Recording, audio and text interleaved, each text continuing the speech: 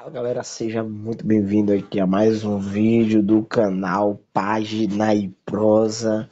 E hoje nós vamos falar sobre um livro que começa bem assim. Era um dia frio e luminoso de abril e os relógios davam 13 horas. Acho que você já se ligou.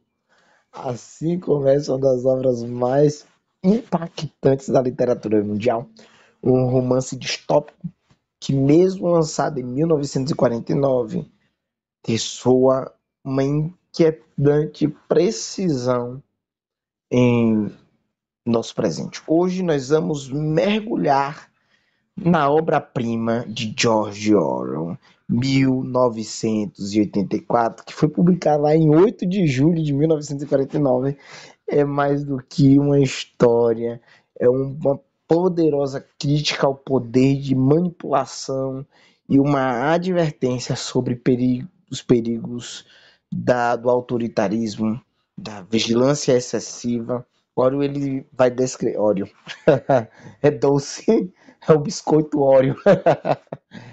Descreveu como ele, George Orwell, ele vai descrever nesse livro como o abominável e horroroso, mas sua intenção é clara.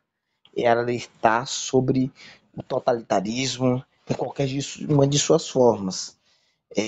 Para nós entendermos 1984, nós precisamos conhecer o seu criador, George Orwell.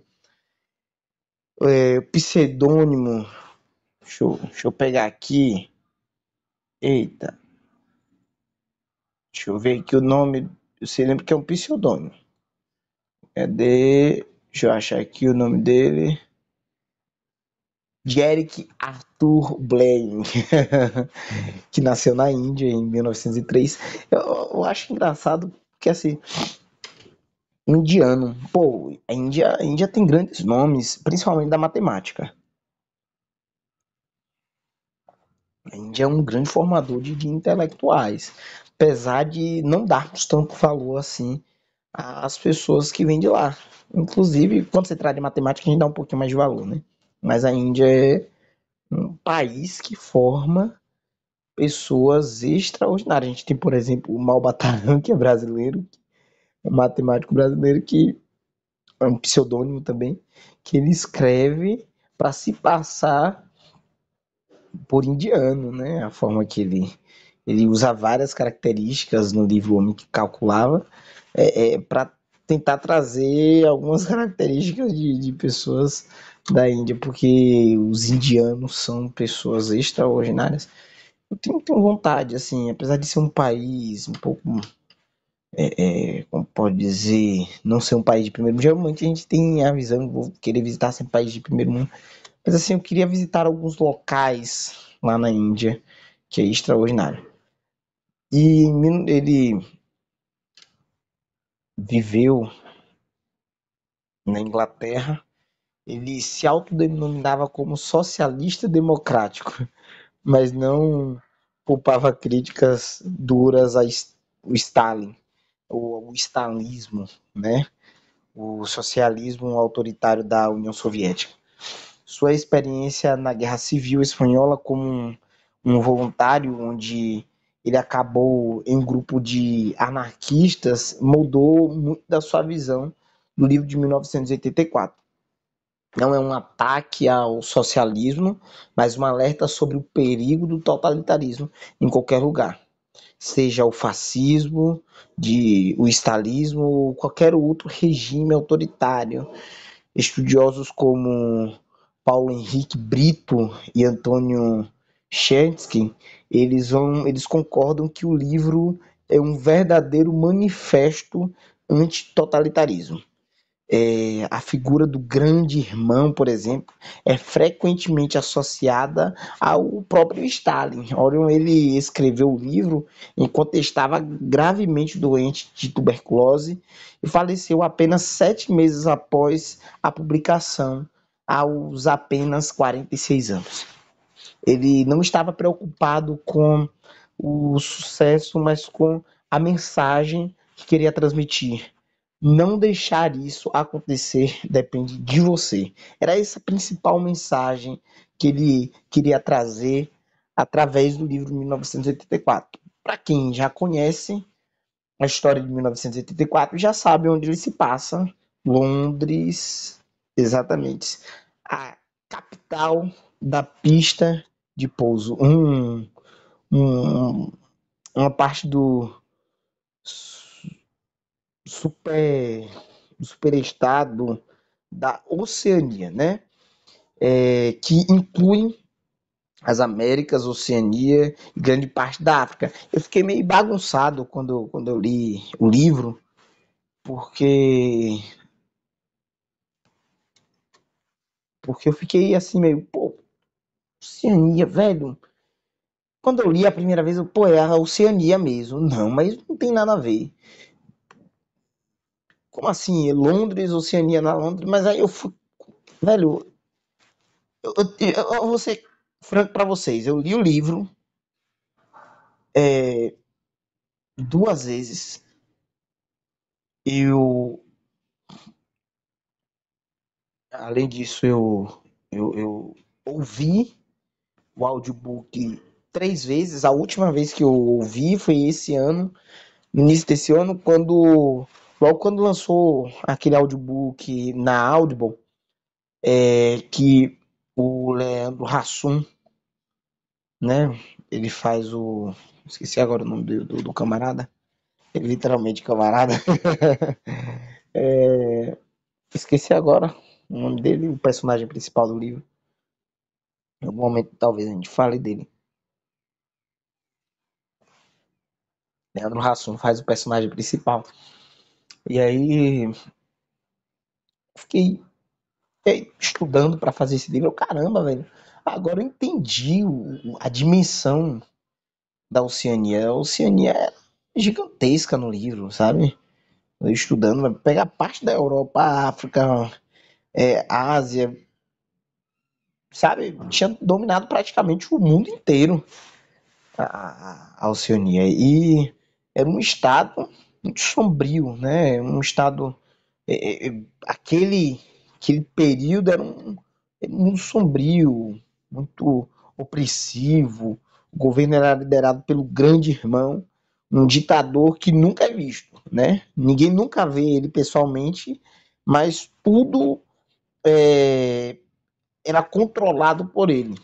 Todas as coisas aí a gente tem, por exemplo, em toda parte pessoas proclamavam o grande irmão está de olho, sempre tem várias frases durante o livro dizendo que o grande irmão está de olho.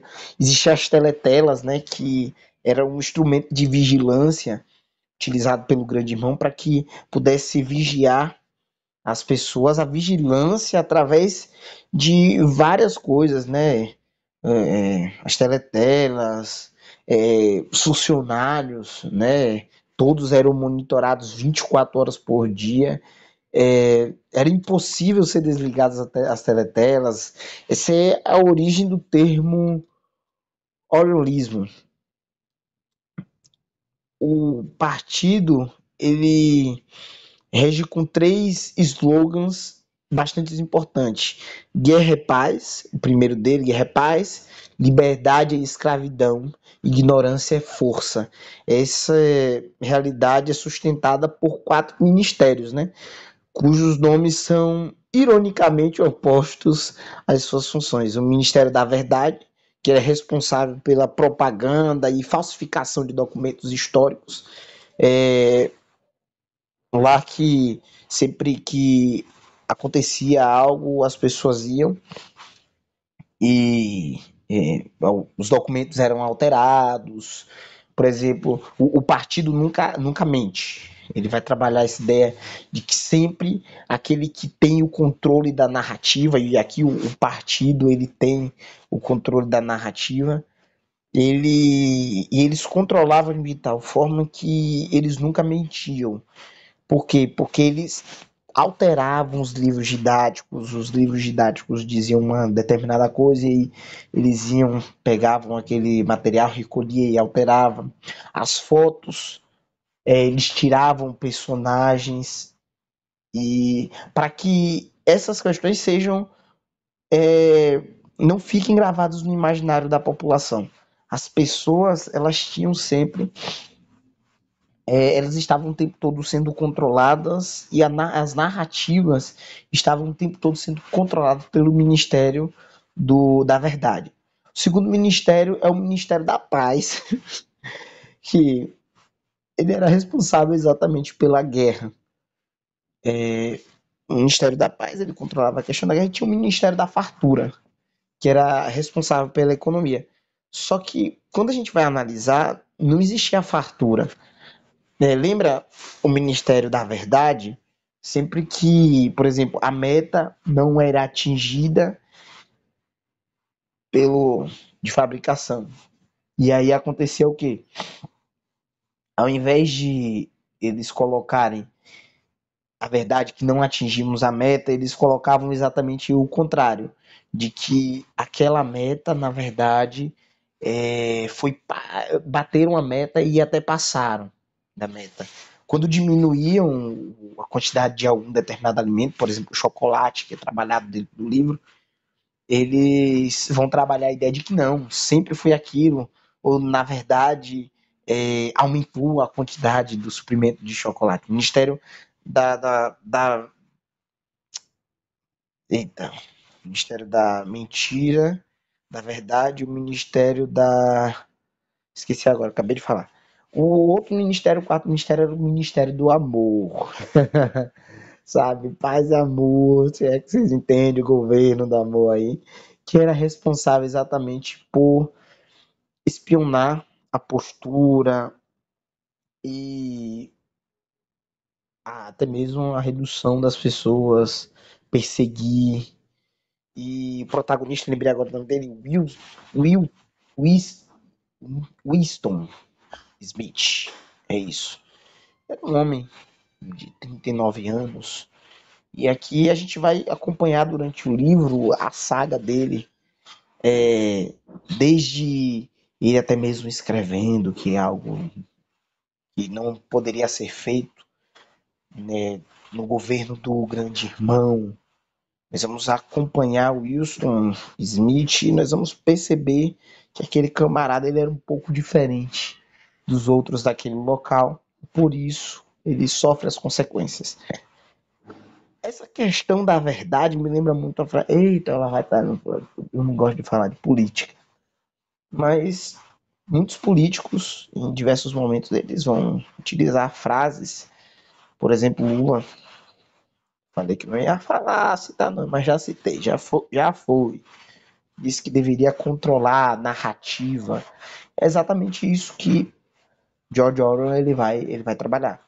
Controle da narrativa, quem tem a narrativa, ele tem a verdade. E Orwell ele vai trabalhar essa ideia aqui. Wilson Smith ele é um homem de 39 anos, como eu já disse, que trabalhava no Ministério da Verdade. Sua tarefa era reescrever histórias. Ele alterava os registros para que correspondam à versão oficial do partido, né?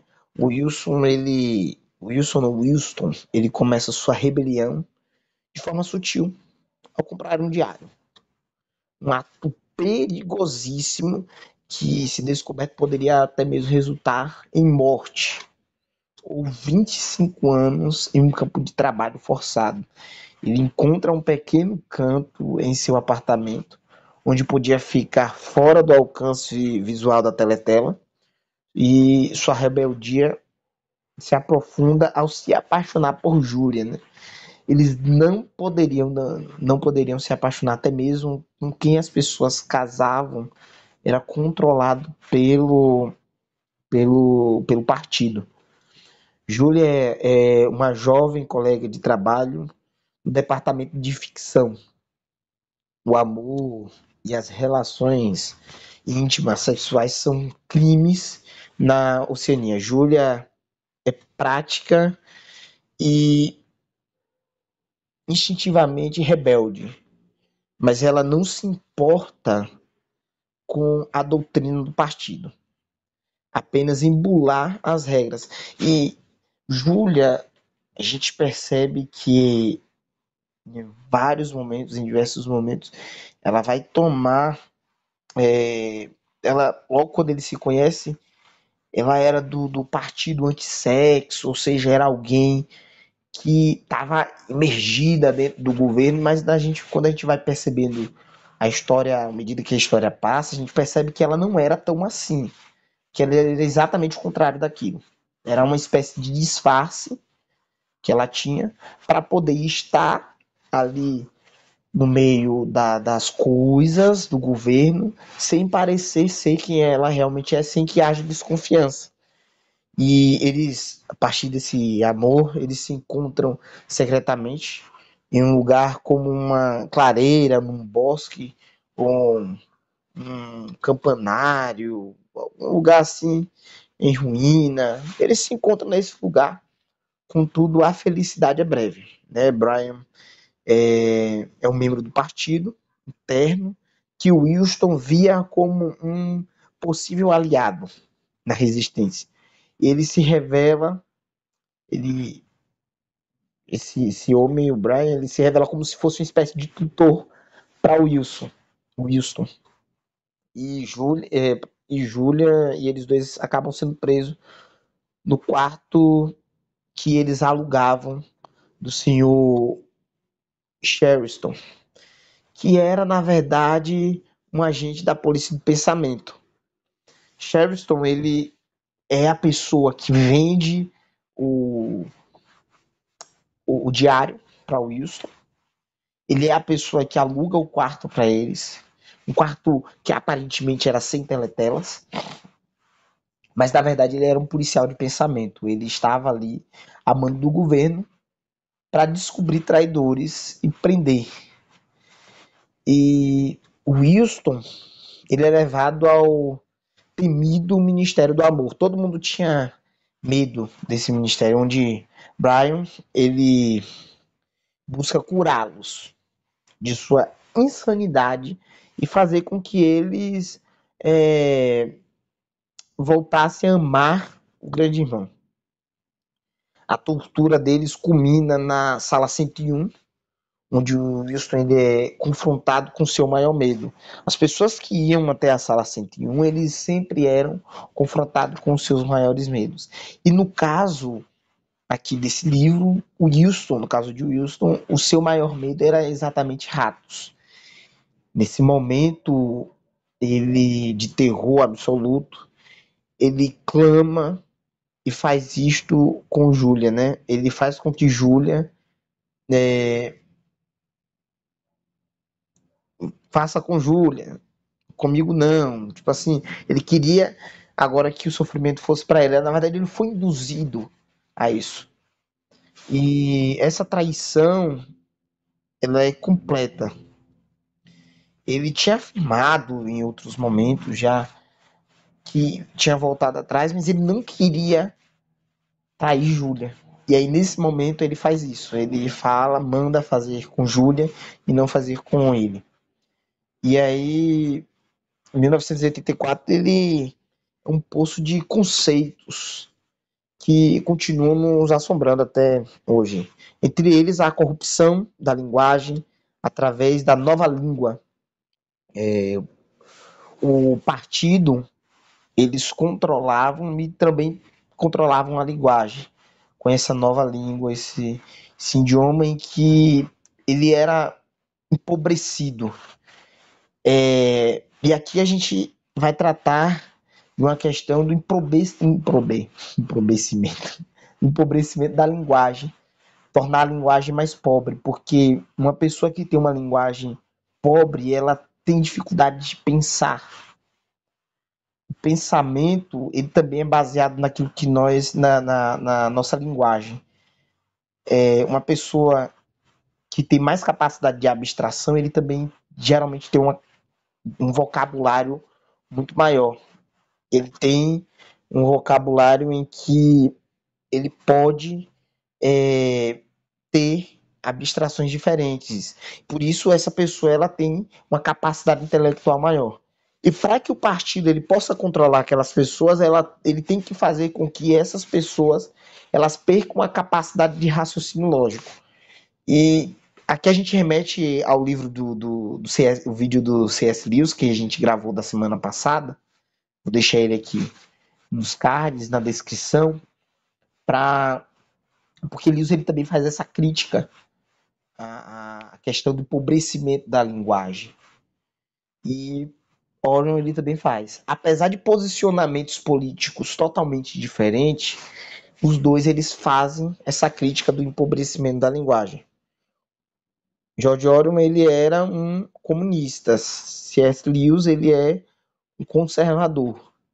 Mas os dois eles fazem a mesma crítica. E hoje, quando a gente olha para a sociedade, a gente vê exatamente esse esvaziamento da linguagem, em que as pessoas elas estão e muito por parte até mesmo dos intelectuais, né, dos professores universitários, dos empobrecimento da linguagem, tornando linguagens, ressignificando algumas palavras, tornando palavras impróprias, criando palavras pobres para significar coisas diferentes. Eu vou dar aqui um exemplo disso. A gente tem, por exemplo, o pronome neutro, o empobrecimento da linguagem.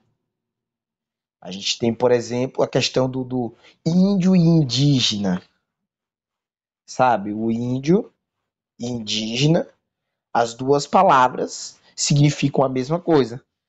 Só que militantes hoje questionam a palavra indígena, índio, e agora você não pode mais chamar de índio, você tem que chamar de povo indígena. E com isso, você acaba causando um empobrecimento da linguagem. Não só através disso, quando a gente vai analisar os livros, quanto mais atual o livro é, mais pobre em linguagem. É claro que não são todos, não vou generalizar aqui, porque ainda assim, ainda se escrevem livros bons hoje em dia, mas os livros mais atuais e os livros que mais fazem sucesso são livros pobres. A gente tem, por exemplo, uma autora, e eu vou citar o nome dela, que é muito amada, que faz o grande sucesso de vendas, que é a Colleen Hoover. Há um empobrecimento pífio na linguagem daquele livro, pelo amor de Deus, daquele livro não, dos livros dela, que ela não tem só um livro. É uma linguagem, os livros dela são muito pobres e a sociedade ela está cada vez mais caminhando para esse empobrecimento da linguagem. E tanto George Orwell quanto C.S. Lewis, eles vão trabalhar essa ideia de que o empobrecimento da linguagem é um fator importante para que as pessoas percam a capacidade de abstração dela, percam a capacidade de pensamento, percam a capacidade de questionar e até mesmo de questionar o próprio governo vigente. E por isso, governos autoritários eles têm essa capacidade de fazer isso, de empobrecer as linguagens. E George Orwell ele vai fazer essa crítica aqui nesse livro através da nova linguagem, novilíngua, acho que é assim, da novilíngua. E o partido ele controla o pensamento, controlando as palavras. A novilíngua ela visa eliminar sinônimos, antônimos, para tornar e tornar essas palavras como heresia do pensamento. Heresia do pensamento possível, acho que é isso. Ortodoxia quer dizer não pensar, não precisar pensar. Ortodoxia é inconsciência. Essa é uma outra frase muito importante dentro do livro. É outro tema que é tratado nesse livro, nessa revisão histórica. O Ministério da Verdade está constantemente reescrevendo o pensamento. Porque quem a pessoa que controla aquilo que é escrito, ele também controla o pensamento. Se eu controlo a história, aquilo que as pessoas pensam sobre a história, se eu controlo os livros didáticos, aquilo que as pessoas estudam, se eu controlo os jornais, eu também controlo o pensamento. Há um tempo atrás teve a morte de um ativista americano de direita, do lado de Donald Trump. Charles King, eu acho que é esse o nome, não lembro o nome direito, eu também não acompanhava. E a gente percebe o controle da linguagem através dos jornais e também dos jornais brasileiros, utilizando palavras como, por exemplo, extremista, pró-Trump,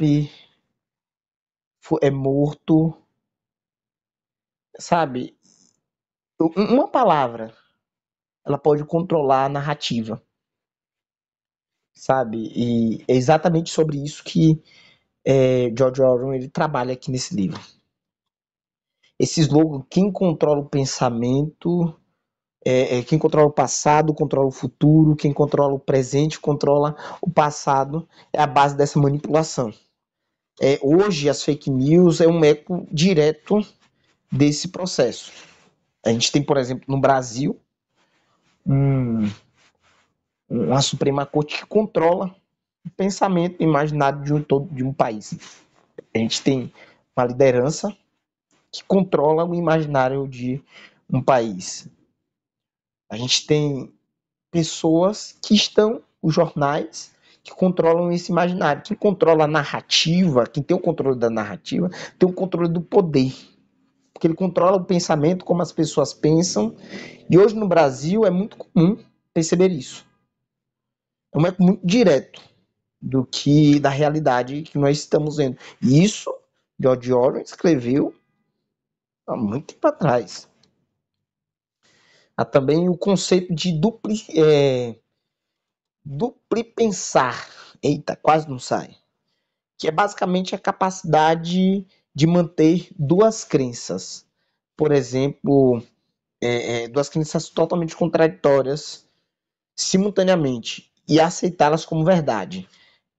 Um exemplo disso é, por exemplo, 2 mais 2 é 5.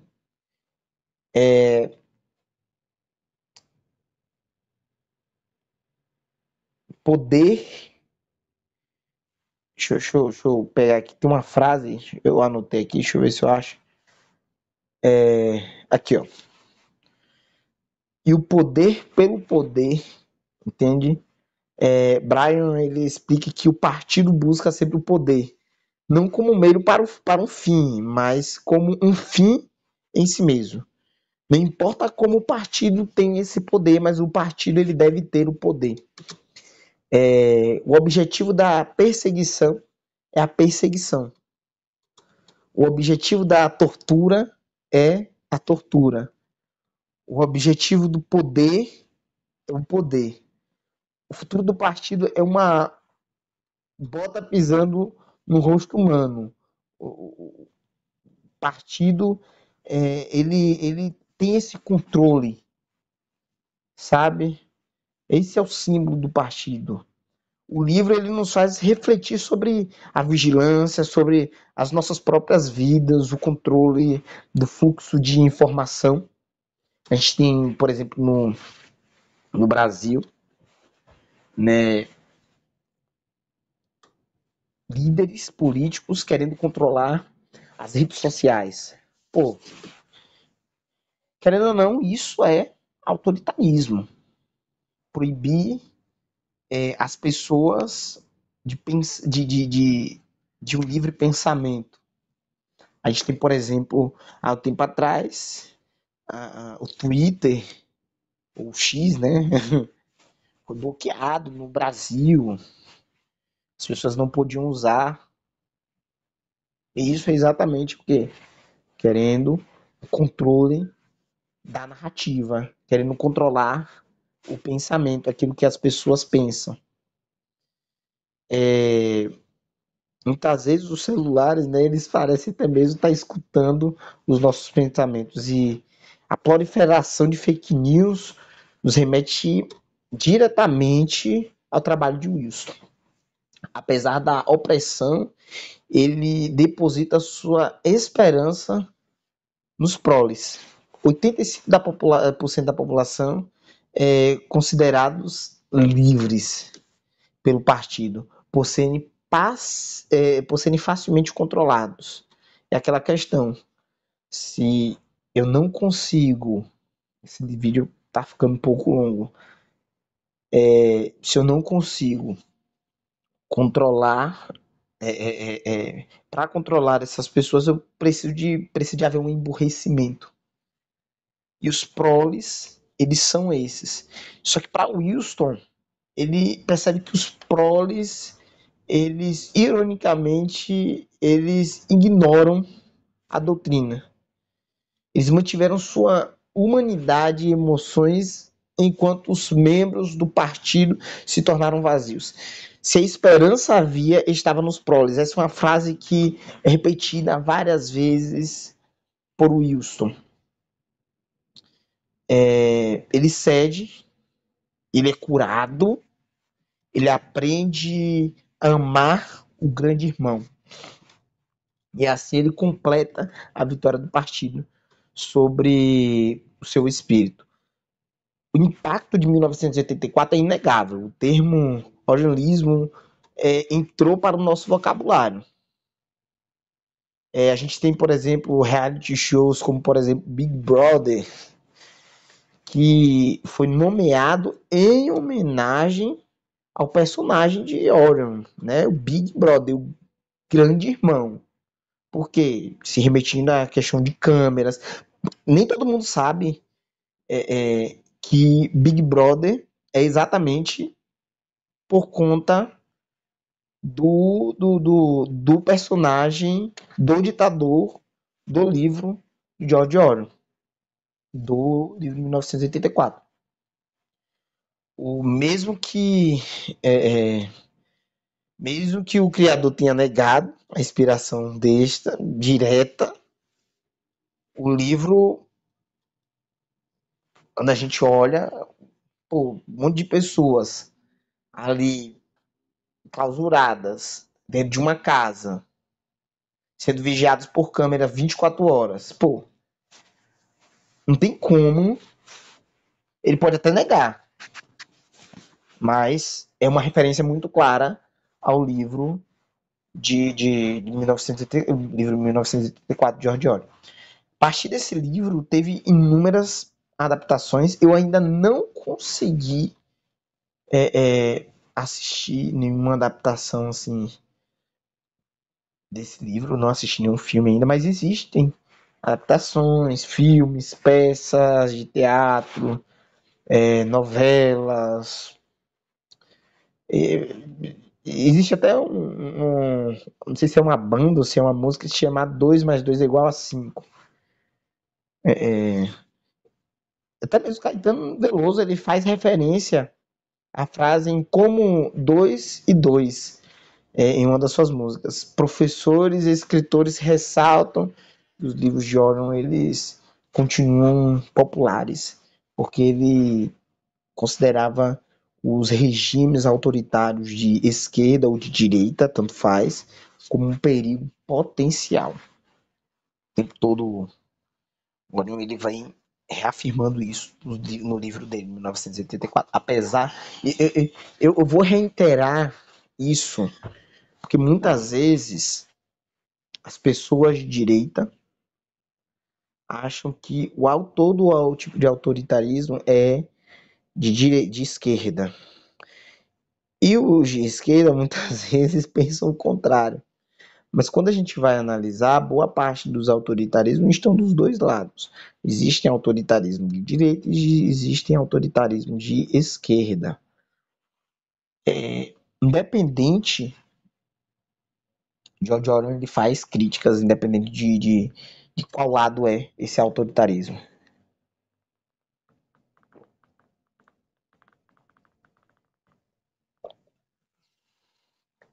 Ele vem exaltando, né, a moral Ele esperava transmitir, assim, sabe? Não, a mensagem dele é muito clara. Não deixe isso acontecer. Isso só depende de você. A história de Wilson é um espelho para os perigos que nós temos relacionados à manipulação, perda de liberdade, até mesmo na própria humanidade. É um lembrete para que a gente possa estar sempre relembrando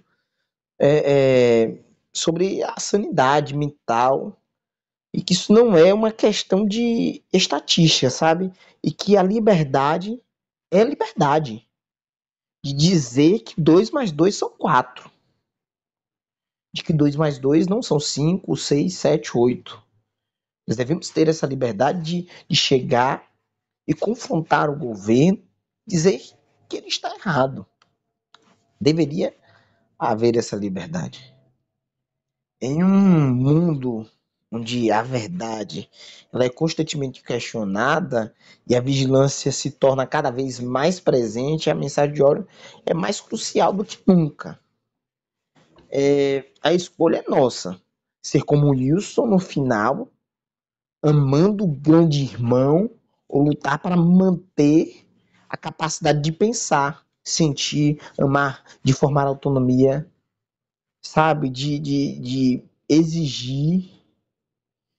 E o que foi feito não pode ser desfeito. Enquanto isto ele afirma no final de que amava o grande irmão, nós devemos pegar momentos em que ele vai afirmar exatamente o contrário, abaixo o grande irmão. Não há governos totalitários. E hoje no Brasil, infelizmente, apesar de nós não vivermos em um governo totalitário, nós vemos características que George Orwell já criticava no seu livro 1984. Esse vídeo ficou um pouquinho longo, fora do padrão do canal, mas se você gostou desse livro, deixa o seu like, compartilha, comenta aí com todo mundo. Tchau, falou e até a próxima.